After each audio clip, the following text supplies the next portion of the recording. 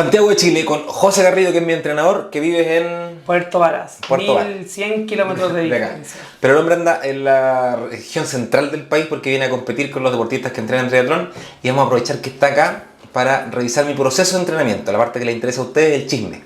Vamos a hacer dos cosas.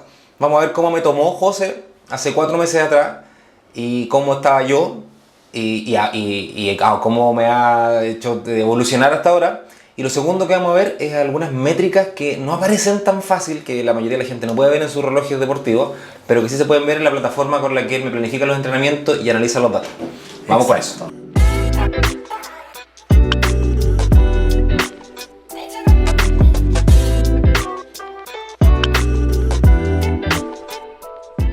Empezamos a mitad de noviembre. Sí. ¿Y a qué me puedes mostrar de mi condición inicial? ¿Cómo era yo cuando llegué contigo después de haber corrido el maratón de Chicago, haber hecho mi personal best? Se supone que yo venía en mi mejor momento, o sea, comillas, muchas comillas. Siempre es relativo. ¿Qué datos se pueden ver aquí que evidencian cómo llegué? Ya. Bueno, la primera semana siempre hay entrenos como de adaptación en donde uno va a ir ajustando algunas piezas y algunas cosas. Entonces, dada esta semana de entrenos con solo 5 entrenamientos por semana, podemos revisar, por ejemplo, que las series cortas, que son de mayor velocidad en series de 1 minuto, voy a abrir para que vean un poco cómo es la visión de coach. Espera, dame un segundo. Estamos viendo la plataforma Training Peaks. Training Peaks. Que es una plataforma para la planificación. Planificación y gestión del entrenamiento. Sí, el Training Peaks viene a ser el Google Calendar del entrenamiento, en donde uno agenda día por día qué cosas tengo que hacer, qué tareas como yo como entrenador le pido a mis deportistas que realicen. Y lo bueno es que cuando uno entrena a distancia, como en nuestro caso, él planifica los entrenamientos en la plataforma, se cargan en mi cuenta la tengo vinculada con mi teléfono manda los datos al reloj, entonces cuando yo voy a entrenar simplemente aprieto play y el reloj me va diciendo ahora más rápido, ahora más lento, pausa, apúrate, etc. Exacto, tal cual. Veamos, mis primeras sesiones. Entonces, acá había que realizar en la parte central repeticiones de 1 minuto a media alta intensidad y 1 minuto quieto o caminando lento y sucesivamente eran 10. Entonces, en el analizador podemos ver que hay 2 métricas que uno usualmente no ve nunca, que es primero la relación entre el pulso y el pace. ¿Sí? Ya. Esta relación entre la velocidad de desplazamiento y la reacción que genera mi corazón a nivel interno. Y la lógica dice que si voy más rápido, mi frecuencia cardíaca también va más rápido. Debería ser así. O sea, en estricto rigor es, mientras a mayor intensidad vaya, probablemente va a haber un punto en donde yo no estoy preparado para tolerarla. Si no la tolero, mi corazón se dispara la pulsación. Si la tolero, se genera una estabilización. Y si voy por bajo mi capacidad de entrenamiento óptima, mi pulso podría incluso bajar. Claro. Sí. Entonces... Cosa que nunca me ocurre. Claro, eso sí. Eso suele ocurrir, pero uno no lo piensa, sino que piensa que el pulso es toda la expresión del entrenamiento que yo puedo tolerar y se asustan a veces Cuando se dispara. cuando el pulso se dispara, pero nunca se preguntan por qué. Entonces, esta relación entre pulso y velocidad de desplazamiento, llamada pace, o puede ser en kilómetros por hora, genera un dato que se llama drift cardíaco o desacople cardíaco, que como les digo es la separación. Lo bueno sería que el desacople sea mínimo. El desacople debería ser entre un 0 y un 7%, hay una tabla ahí. Ya, perfecto. Sobre el 7% voy a adaptar pronto, sobre un 14% estoy explotando un poco y yo debería como entrenador disminuir la intensidad o la longitud del entrenamiento para no hacerte explotar a ti. No reventarme. Claro, y un desacople negativo, por ejemplo, o sobre un 20 y algo % va a marcar un error en la medición, que es a veces lo que te pasa a ti por ir grabando. Porque la grabación genera un gasto cardíaco extra claro, que no con mi intensidad de carrera, no se condice con el entrenamiento que yo estoy haciendo o con la intensidad que estoy generando. Aumento la intensidad por grabar. Claro, ya perfecto. Ojo, un punto importante. Las comidas, los geles o lo que comen no se hidratan, la forma en que lo hagan también va a alterar el pulso y yo entrenador voy a ver errores en el sistema, o sea, un pulso alto cuando estoy comiendo, yo puedo predecir que estás comiendo. Perfecto, buena. Sí, si te tropiezas, también. Sí, si te tropiezas también, si sube un peldaño también, si para en un semáforo también. Entonces, un perro, claro, todas esas cosas. Entonces, sí, aquí un dato importante. Piensen en dónde voy a correr, en qué recorrido, y por más fome que sea el recorrido, pienso en ¿Busco un recorrido que me dé calidad de entreno o un recorrido que me genere cortes que yo no pueda entrenador analizar a la larga? Bueno, ya, ¿y el drift? El drift cardíaco tuyo en este primer entreno fue menos 1.55%, que puede ser o sea, si yo veo las irregularidades del pulso, puedo decir va grabando, va corriendo, jadeando, alterando, o como ya lo vimos en algún otro video, el reloj, si está midiendo directo, no está bien puesto, por lo tanto va a arrojar algún error. Entonces, en mi caso es que yo iba mal nomás. Ese caso sí, nosotros creo que lo conversamos y tenía que ver mucho con que era el primer entreno después de la para obligatoria que yo le dije, paramos obligatorio para que el cuerpo se regenere, y el primer entreno después del maratón. Y además estaba entrenando por relación de esfuerzo percibido, no con pace, entonces yo estaba adaptándome al método. Exacto, sí, el pace, o sea, perdón, el RPE, o la percepción de esfuerzo, lo que genera es que hay que reconectarse consigo mismo. Entonces es súper importante hacerlo y no es tan fácil como uno pensaría. Yeah. Segunda métrica, eso, el EF, tiene que ver con el Efficiency Factor o el factor de eficiencia. Yo lo explico a las personas un poco en que es la métrica que me dice a mí cómo tú, deportista, tomas el oxígeno del aire más el carbohidrato que va a ser el combustible que comes, y de esta forma tu cuerpo toma los nutrientes y va a generar velocidad. Perfecto. ¿Qué tan eficiente es tu sistema para generar velocidad a la hora de utilizar los contenidos que tú les vas dando? Perfecto. En ese número, en palabras simples para que uno vaya entendiendo la tabla, menos de 1.0, o sea 0.9 y 0.8 y hacia abajo, me va a indicar a mí que hay una deficiencia cardiovascular probablemente, o una deficiencia en el sistema ventilatorio respiratorio más o menos. O sea, al sistema le está costando producir energía. El sistema le cuesta llegar a la velocidad o generar velocidad desde los nutrientes que tiene. O al revés, para generar esa velocidad tiene que hacer mucho esfuerzo. Sí, y también tiene que ver con el peso corporal, o sea, desplazar mayor masa claramente implica una mayor demanda de oxígeno y de combustible llamado carbohidratos o grasas. En este sentido, entre un 1.0 y un 1.5, eso me va a indicar a mí que más o menos estás bien a nivel aeróbico y que deberíamos seguir subiendo, pero hay una buena base aeróbica. Y ahí estoy decente porque tengo 1.27. Sí, ahí estaba, como dijiste tú, decente, estás en bueno, y mi objetivo claramente es semana tras semana hacer que ese valor del EF vaya subiendo paulatinamente. Y el último valor que yo siempre mido es, si las series son de 1 minuto, voy a buscar en el analizador cuál es el mejor valor de 1 minuto que tuvo Sebastián en este caso. Y aquí vamos a pasar una parte súper importante. Él hizo 3.22 el 1000. Y todos dicen, no, qué rápido o qué lento, dependiendo del usuario que esté viendo este video, si corre más rápido o no que tú. Pero yo voy a algo más importante que lo comentamos. Si yo soy capaz de bajar o eliminar algunos datos para limpiar el gráfico, voy a ver que las series del Seba fueron súper irregulares en la ejecución. Y aquí hay dos factores. Uno es la desconexión de sí mismo que tienes después de un maratón, o porque quizás nunca te pidieron correr por percepción de esfuerzo.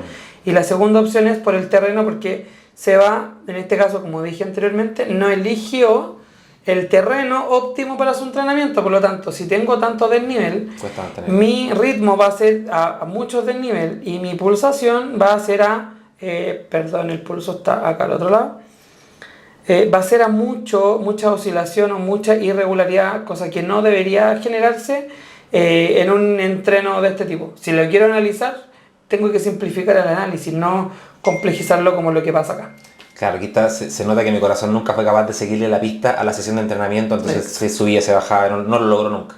Nunca lo logró, sí, porque estabas desadaptado al entreno y porque el terreno te sigue desadaptando aún más. Buenas. Sí, entonces esto sería una serie de 1 por 1 de la primera semana y podemos buscar otras semanas asociadas. Ya, profe, tenemos entonces la primera parte de adaptación. Vámonos a algo más actual para saber cómo he evolucionado yo y además cómo cambiaron los entrenamientos. Claro, veamos algunos de los grandes entrenamientos que hoy día ya están todos en la misma línea, porque ya no hablamos de ejecución, ya sabes cómo ejecutar, entonces ahora es simple, ya sabes cómo hacerlo, y por el contrario implica gran responsabilidad, porque si no lo ejecutas bien y hay algún error, yo siempre les digo, es un error no forzado, ya sabemos cómo se hace y no lo hiciste, bueno, hay tirones de oreja extra. Error no forzado, una forma amable de decir... Amable de decir mal. Sí, sí, hay que ir con una cuota de amabilidad siempre. Entonces, este entrenamiento de Farlek, hay que hacer una distinción entre las series y el Farlek. Las series, las pausas son quietas o el menor movimiento posible. En cambio, el Farlek es cambios de la velocidad. Podrían buscar la historia de Minnesota Pecas atrás, que es bastante entretenido, pero Farlek es esto. Y acá son 2 series de 20 minutos. Entonces, el Farlek es 2 minutos sobre segundo umbral, 2 minutos bajo segundo umbral, 2 por arriba, 2, 2, 2, 2, sucesivamente 10 series hasta completar un pack de 20 minutos, descanso, se repite. ¿Por qué se repite? Porque yo comparo primero con el segundo y veo cosas, pues veo estos mismos datos y los voy comparando. ¿Cómo va la resistencia? ¿Estoy tolerando mejor la segunda o tolero solo el primer bloque y el segundo estoy muriendo un poco y se decae? Ahora, en este entrenamiento nos pusimos de acuerdo y hicimos un juego de zapatillas. Además. Las zapatillas de velocidad, que hay un modelo Adidas que tiene clavos y velocidad. Sí, ¿cómo se llama la zapatilla de velocidad? Avanti, tío. Avanti, tío. Y con la Takumi, que es la de velocidad como para 5K en calle. Entonces jugamos con esas dos y vimos qué pasa. Entonces el experimento es bien entretenido. Uno teoriza previamente, pero a la hora de compararlo es increíble las cosas que pueden pasar con el cambio de zapatillas para que tengan ojo y puedan revisar un poco el taller de zapatillas del Seba. Ojo con eso. Bueno. Ya, entonces, en los datos... Igual, para poner contexto, yo no soy un corredor de pista, entonces las zapatillas de clavo para mí son una cosa en la que me acostumbro a mitad de camino. Es ponerse un poquito el parche antes de la herida, que ya supimos lo que pasó. Pero veamos qué pasa aquí en los gráficos. Primero vemos que aquí el deportista impetuoso parte a máxima intensidad sin tener que hacerlo, muy fuerte. Y luego fue regulando y graduando. Voy a poner el pace también para que se vea un poco lo verde. Igual, muy intenso, o sea, partió a 3.25, 3.23 y la exigencia de la serie era estar en torno a 3.46 más o menos, que yo lo seteé por potencia, pero partió a más de 320 watts y yo le había dicho 280. Es que los clavos, profe. Pero bueno, los clavos venían con turbo. Entonces ahora... arriba, abajo, y si se fijan va bastante bien. Hay un desacople, se corre un poquito el gráfico, lo voy a ajustar para que corresponda. Se corre porque yo al principio grabé. Siempre claro, porque graba y ajusta la pausa, pero da igual, eso se puede hacer. Entonces, voy a hacer un juego entretenido para ver el primer bloque que nos genera y lo contrastamos con el segundo bloque.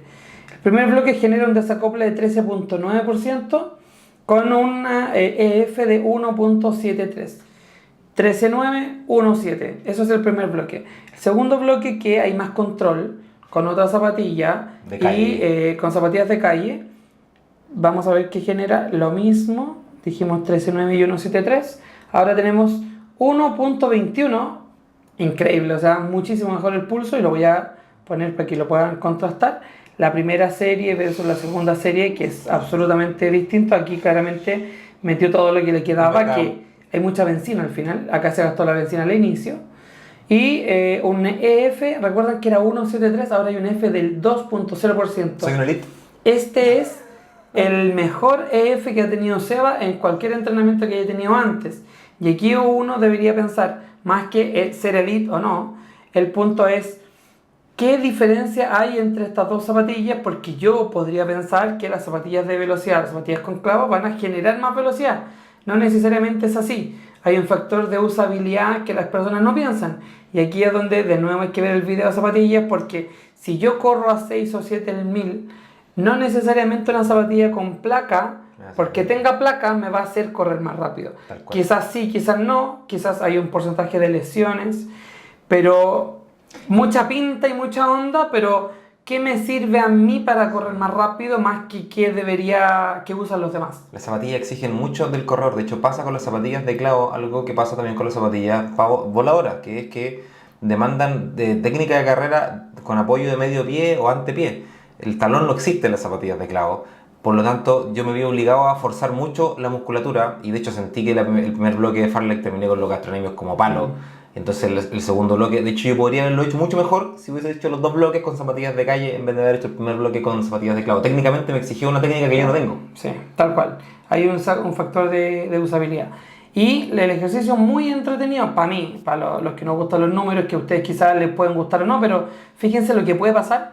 Lo vamos a ver en una plataforma de data que yo uso, en donde yo tomo el entrenamiento en el global. Aquí está el mismo entrenamiento. Nos salimos de Training Peaks, entramos a otra plataforma. Otra plataforma, WKO, así se llama. ¿Sí?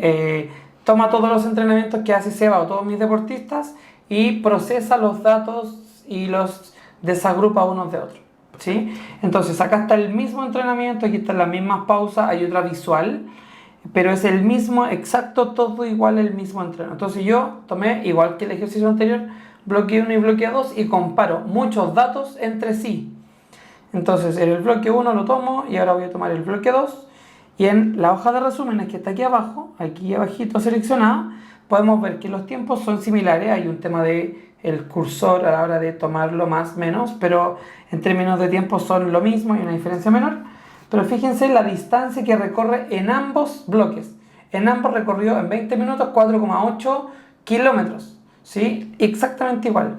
La diferencia de altura no es mucho más que movimiento de traslación de ese momento, por lo tanto, sí. 7 y 6 metros de desnivel acumulado corriendo en pista. Piensen ahora que el mundo se sigue moviendo, o sea, nadie lo piensa y todos me dicen, ¿por qué tengo altura si estoy en pista? Sorry, pero el planeta se mueve. Sorry. No somos nosotros el centro del universo. Claro. Y bueno, hay otros factores que son todos iguales. El factor de intensidad hay un poquitito, en el factor de intensidad, claro, hay una leve diferencia. ¿Y dónde están las diferencias? En la potencia normalizada. La potencia normalizada, en palabras simples, es al dato de potencia entre este y este punto de tiempo, yo le elimino los ceros, por lo tanto, supongo que si el deportista hace el mismo recorrido, el mismo esfuerzo, evitando o eliminando los ceros, las disminuciones, hubiera llegado a hacer este valor, a generar este valor. El TSS, el Training Stress Score, qué tanta estrés le generé a mi cuerpo en ese día, qué tanta carga le apliqué a mi cuerpo en ese día, que en valor menor son 40 y algo puntos, uno más o menos hasta 100 puntos se recupera en un día, más o menos. Y luego de eso, la potencia promedio tiene 13 puntos, 13 watts de potencia. Disculpa, José, para volver un pelito para atrás. ¿El TSS es el dato que usa Garmin para decirte cuánto rato tenés que descansar al día siguiente? Sí, la tasa de recuperación está dada por la cantidad de TSS que tú tengas y TSS en X tiempo. 100 TSS en una hora no es lo mismo que 100 TSS en media hora. Hay un factor de densidad, o sea, cuánta carga en qué cantidad de tiempo.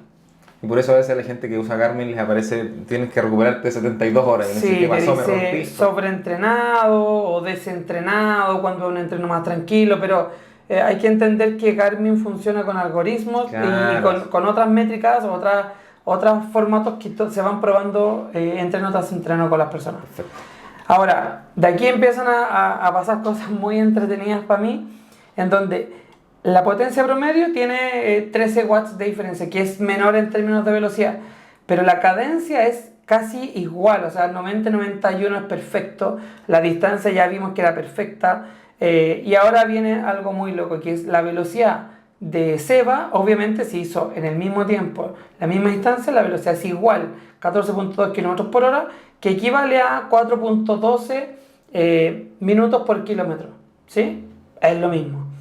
Ahora, donde hay cosas muy locas, en el pulso de Seba en la primera serie, que yo le había dicho que refuerce, que apriete bien el reloj o la banda y para que tengamos datos objetivos, estaba bien medido. Sí. Tuvo 169 pulsaciones en la primera serie y tuvo 135 en la segunda serie. Aquí es donde uno tiene que parar y decir, ¿qué miércoles hace que Seba cansado en la segunda serie tenga menos pulsaciones? Se genera la misma velocidad que la primera serie. ¿Por qué cansado rinde mejor?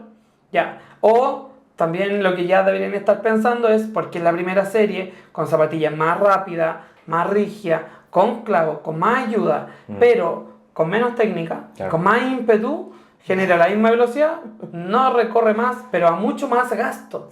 El pulso, entiéndalo como gasto. ¿Qué tanto estoy gastando? Gasto mucho a la misma velocidad que gastando menos. Claramente uno debería decir, oye, chao zapatillas de estas, ¿para qué voy a gastar más? Gasto menos. Claro. y busco la otra zapatilla. Y soy mucho más eficiente usando zapatillas de calle, aun cuando corro en pista. Absolutamente. Y ahí el dato de eficiencia que nos faltaba, en la primera serie tuvo 1.7 de eficiencia, que es lo que vimos en Training Peaks, y 2.0 o un poquito más, 2.0 algo, que es lo que también vimos en Training Peaks en esto.